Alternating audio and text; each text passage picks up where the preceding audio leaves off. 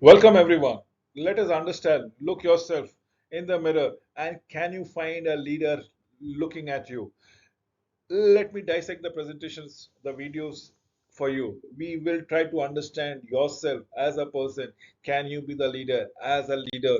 So, what is leadership? A process of social influences which maximizes the efforts of the owners, of the others, if the community, of the society at large, the person, the co-workers, the team, the society, the organization in achieving a particular goal. That's what is social influence is all about. It is not about seniority, it is not about authority, and it is definitely not about power, not based on person's attribute or particular personal attributes. Remember, any particular person is very honest, a person is very punctual, a person who has impeccable communication skills, a person who has pleasing personality. These are not specific personal attribute that makes a person a leader. It should not be a title based. Definitely, yes, it's not about management. It is based on your influence on the society, on your co-workers, on your teammates, and your workmates altogether. It's the social influences. It does require followers, but need not directly report them. Remember, they will have to have a followers, but they do not have this compulsion of directly reporting them. Often, more often than not, a leadership should have an agenda, have a goal to accomplish. Remember what Donna Young said, and I like it a lot. That's the reason why I'm quoting it to you. You have to do what you love and love what you do. If you don't, get out because life is extremely short. So do what you love and love what you do. If you don't, please move for different avenues. Leaders are committed to and consistent about their passion.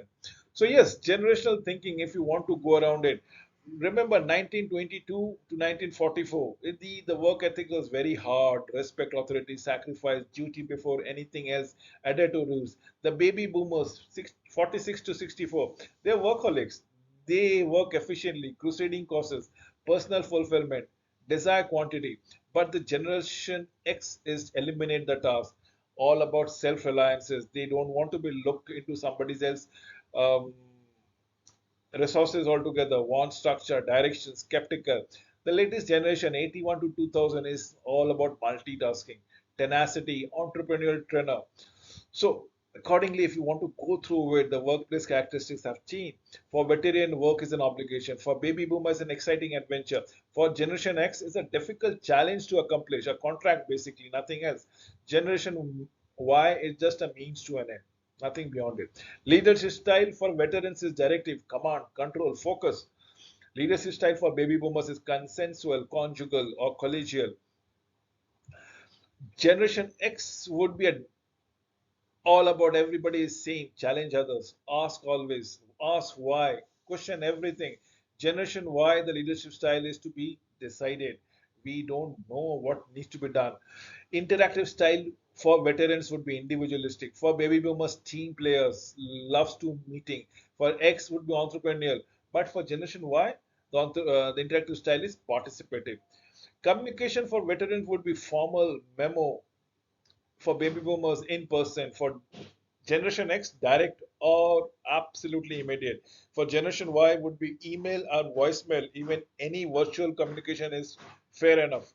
Feedback and reward, no news is good news for veterans because satisfaction is a job well done. Before baby boomers don't appreciate it, money, title, give it.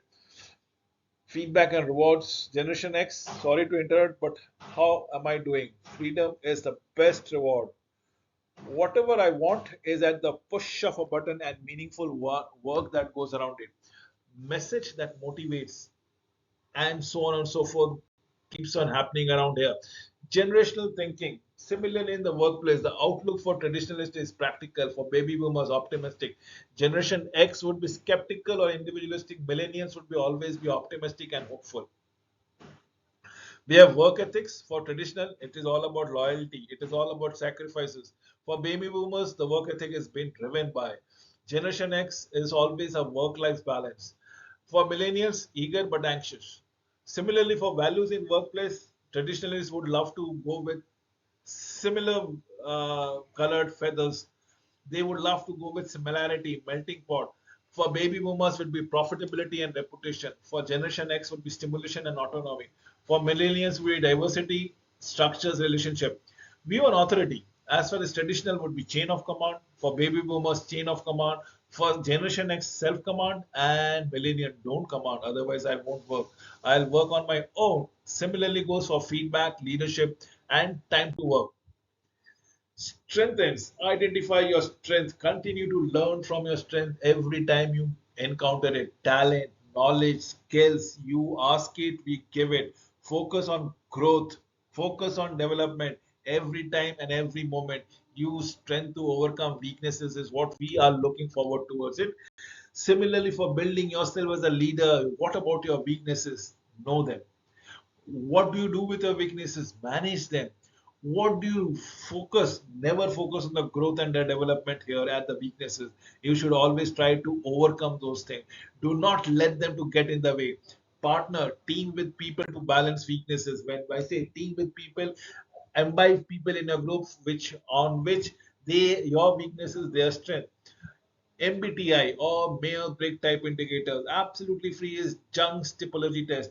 Go online, type it, and you will get to know what kind of a person you are. I'll just give you a brief idea about MBTI. The favorite word is E and I. Believe me, for MBTI is extrovert or an introvert. Extroversion stands for E, introvert stands for I. Do focus on the outer world or inner world. Ask yourself, answer yourself.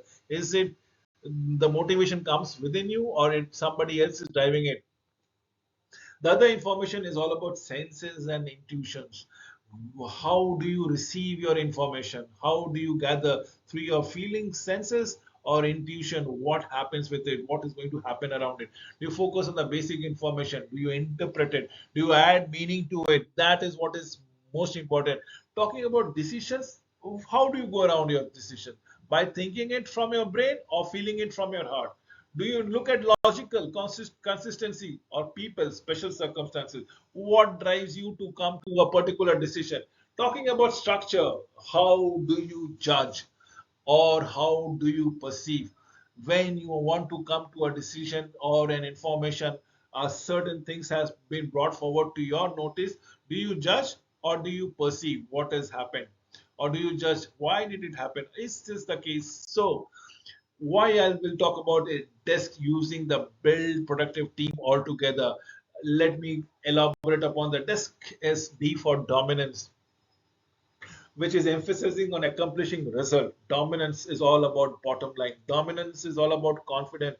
Complete dominations over your opponent is what we are looking for. It desk I stands for influence. D for dominance. I for influences, which is all about others, influencing others, openness, relationship. S for steadiness. Dominance, influence, steadiness is all about cooperation, sincerity, dependability, punctuality.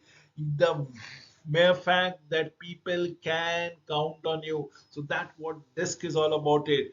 Dominance, influence, steadiness, and the last C is for your consciousness about the qualities, about the accuracy, about the expertise and the competency that you want to build upon here. I would love to understand those DISC qualities, everything about MBTIs, Myers Briggs type indicators as a person to understand your personalities and the factors behind it. Now, let us talk about the 5 languages of love. First one, know yours. Know the member of your team. First thing is the knowledge as a person, as an individual. The 5 languages of love are 5 things: time, affirmation, acts of service, physical touch, and gifts.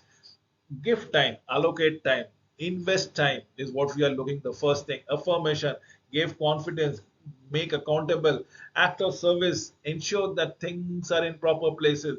Physical touch, often a proper touch, a proper ambiences would always only gain strength, gain confidence, and definitely don't forget to give shower gifts from every now and then as on when on required.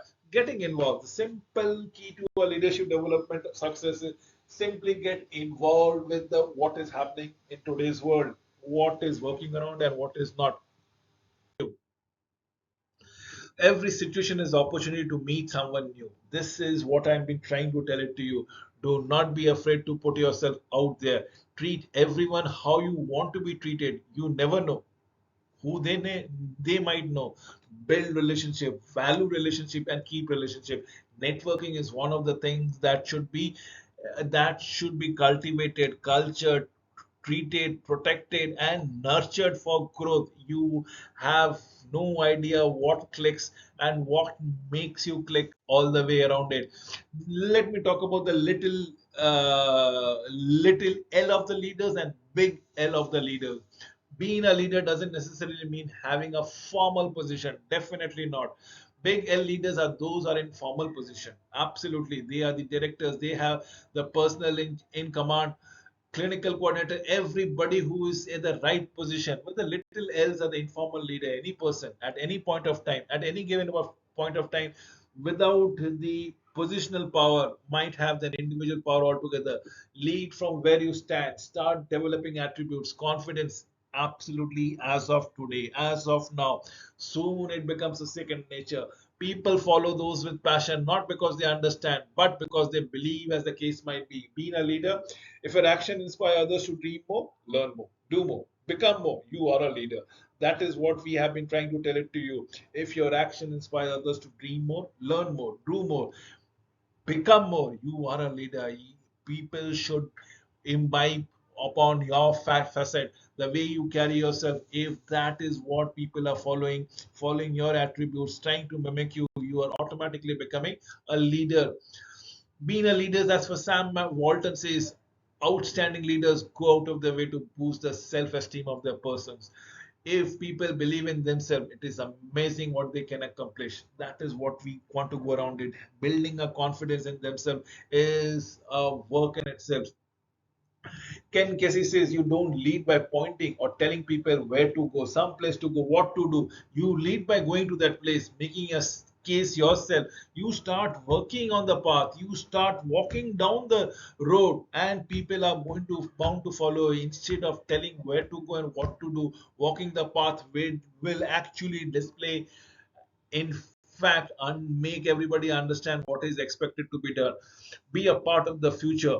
It is all about leadership. It is all about services. It is all about team based. It is all about collaborative practices, provider status. Now, what should be the leadership no nos? No man will take a great leader who wants to do it all by himself or to get all the credit for doing it. This is what Andrew Carnegie just said. Absolutely. If everything has to be hoarded by a single person, all by himself, accolades to himself, work by himself, and doesn't want to give credit to anybody, you are not a leader. You probably are expert or getting excelling into one kind of thing. The best kind of leader is the people who barely knows that he exists. When his work has been done, his aim has been full, they will say, "We did it ourselves." And that is what Lao Tzu would be telling it to you. A leader is a non-existent and probably might ensure that the work has been accomplished, objective has been met, and the followers might say that they have accomplished it on their own. Link's leadership lesson, the worst anyone can say is no, absolutely no. Allow yourself to dream, make those dreams complete, make them true, dreams come true. Know what you want to do and go get it. In some case, it is better to ask for forgiveness than for permission. If you want to strive something, do the work. If you make a mistake, ask for forgiveness rather than only waiting for chances to do the work once you get a permission. Because permission, my dear, nobody is going to give it to you. Be stupid enough to say yes, and yes is something which will take you miles. If you don't know a job, you first say yes and probably start learning to do know the job, and I'm sure you will actually make a difference to the situation and to your attributes. With this, I come to an end of this situation, how to develop yourself as a leader. Thank you for watching this video till the very end.